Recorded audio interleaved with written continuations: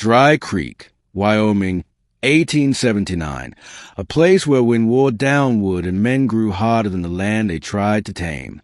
Ella Mae Carter was no beauty. Her nose had been broken by a horse kick when she was 12. Her skin bore scars from the kitchen fire that nearly took her life. Her frame was tall, her hands rough, and she had a quietness to her that made folks uneasy. Men didn't court her, women whispered about her. Her own father, Judge Carter, called her a burden. On a scorching July afternoon, Ella stood on the porch of their crooked farmhouse, her patched dress clinging to her frame.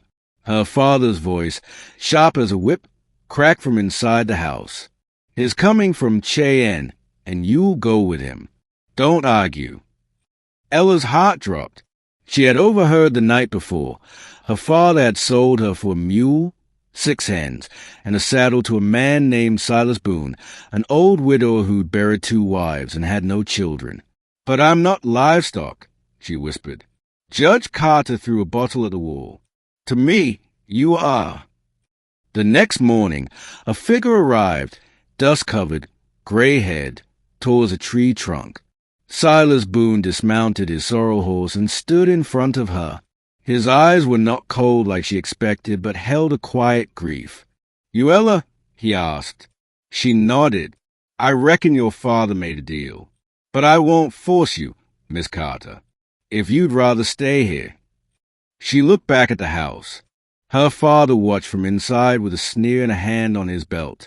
"I'll go with you," she said. "Then marry me," Silas said, surprising them both. "Why?"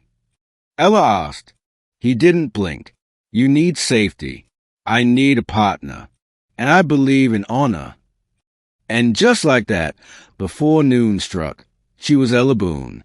Chapter 2, The Silence Between Them. Silas's homestead lay 30 miles west, in the Red Rock Hills. He built it with his own hands, 2 rooms, a barn, and a well. Their first weeks were quiet. Silas worked from dawn to dusk, mending fences and hauling water. Ella cooked, cleaned, and mended clothes like she always had, but he never raised his voice or his hand. At night, he read the Bible by lamplight. She kept her distance, unsure what kind of man he really was. But every day, he left a fresh-cut flower on the table, wild daisies, desert primrose, Indian paintbrush. He never said why. One evening, she asked, "Why do you bring those?" He looked up, surprised, figured the table looked plain. Most men wouldn't bother. Most men don't know what they're missing.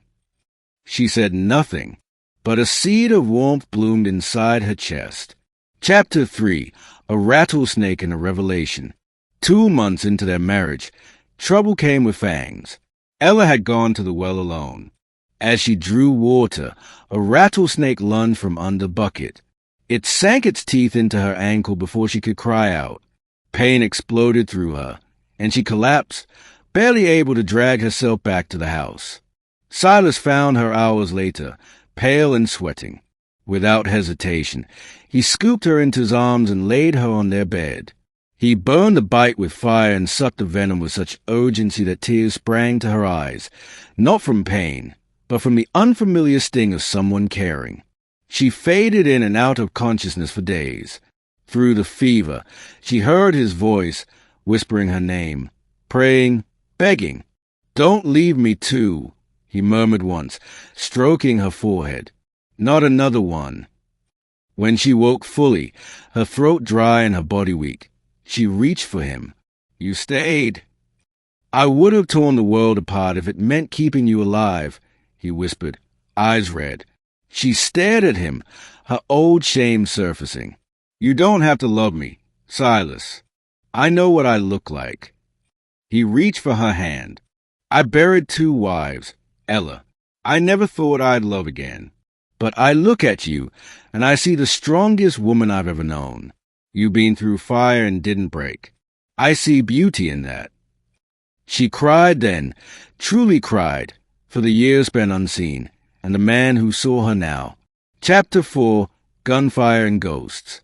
Peace didn't last in Dry Creek. a group of cattle rustlers had been running ranches off their land. When one of Silas's neighbors was shot for refusing to sell his ranch, the sheriff organized a posse. Silas joined without hesitation. "I've buried enough," he told Ella. "This land is ours, and I won't let men steal it." Ella watched him mount his horse, fear strangling her. "Come back to me," she whispered. He kissed her forehead. "Always." 3 days later, bullets echoed in the canyon. Silas didn't return that night. Or the next. Ella waited on the porch every evening, her heart churning. On the 4th morning, a rider came with news. Silas had been shot in the leg. He was alive, recovering in a mining camp infirmary. Without delay, Ella saddled the mule and rode for hours, her thighs bruised, her hands blistered. When she reached him, he lay in a cot, pale but grinning when he saw her. "You came all this way."